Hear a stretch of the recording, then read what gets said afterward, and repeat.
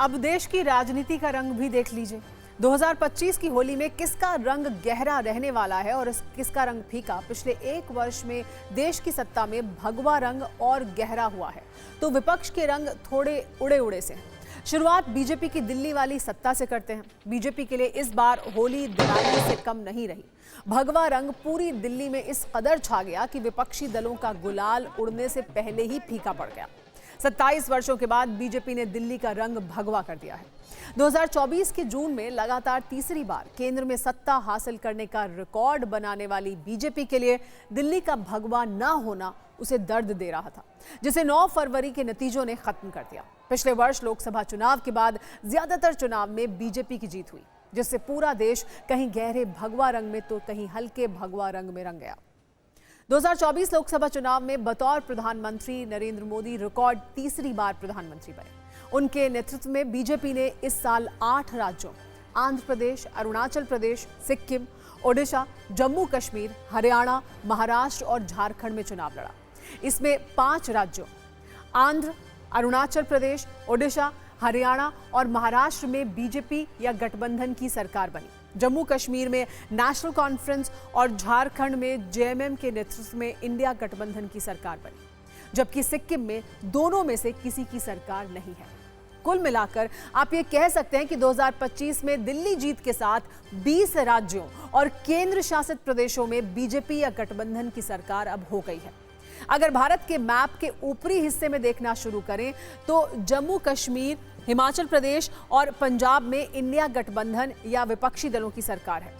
दक्षिण भारत में तेलंगाना और कर्नाटक में कांग्रेस की सरकार है और केरल और तमिलनाडु में इंडिया गठबंधन के सहयोगियों की सरकार है। इसके बाद आगे बढ़ें तो दिल्ली, हरियाणा, उत्तराखंड, उत्तर प्रदेश, राजस्थान, गुजरात, महाराष्ट्र, गोवा, मध्य प्रदेश, छत्तीसगढ़ और ओडिशा में बीजेपी के सीएम हैं, जबकि आंध्र प्रदेश और बिहार में बीजेपी की गठबंधन सरकार है। सीएम सहयोगी दल का है। पूर्वोत्तर की बात करें तो असम, अरुणाचल प्रदेश, त्रिपुरा और मिजोरम में बीजेपी और नागालैंड, मेघालय और पुडुचेरी में बीजेपी सरकार में शामिल है। देश के सबसे ज्यादा राज्यों में सरकार बनाने का रिकॉर्ड 2018 में बीजेपी गठबंधन के पास था। मार्च 2018 में त्रिपुरा, मेघालय और नागालैंड में सरकार बनाकर एनडीए 21 राज्यों में पहुंच गई थी। कांग्रेस के पास ऐसा रिकॉर्ड इंदिरा गांधी के जमाने में था। उसके बाद कांग्रेस कभी ऐसी स्थिति में वापस नहीं लौट पाई। लेकिन सवाल इससे आगे का है कि अब बीजेपी आगे क्या करेगी, उसका प्लान क्या है। भारत माता की, भारतीय जनता पार्टी, श्री नरेंद्र मोदी जिंदाबाद, श्री नरेंद्र मोदी जिंदाबाद।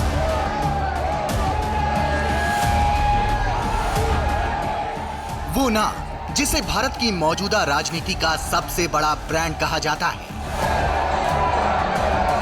वो नाम जिसने पूर्व से पश्चिम, उत्तर से दक्षिण और देश के दिल दिल्ली को फतेह करके ये साबित कर दिया कि वो गेम चेंजर है। वो नाम जिसने हरियाणा और महाराष्ट्र में हारी हुई बाजी जीती और दिल्ली में केजरीवाल के अभेद्य किले को भेद दिया।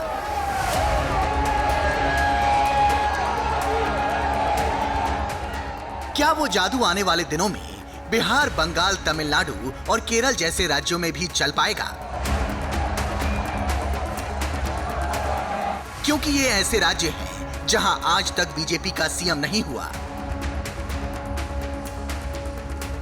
एनडीए को जहां भी जनादेश मिला है, हमने उस राज्य को विकास की नई ऊंचाई पर पहुंचाया है और इसलिए भाजपा को लगातार जीत मिल रही है। लोग हमारी सरकारों को दूसरी बार, तीसरी बार चुन रहे हैं। इस वर्ष बिहार में और अगले वर्ष असम, पश्चिम बंगाल, पुडुचेरी, तमिलनाडु और केरल में चुनाव हैं। ये 5 राज्य बीजेपी के लिए काफी अहम हैं।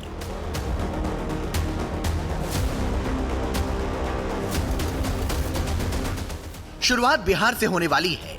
बिहार एक ऐसा राज्य है जहां कुछ वर्षों को छोड़ दें तो 2005 से बीजेपी लगातार गठबंधन वाली सत्ता में है। लेकिन संकट ये है कि यहाँ ना अब तक बीजेपी का सीएम बन पाया है और ना ही बीजेपी अपना सीएम बनाना चाहती है।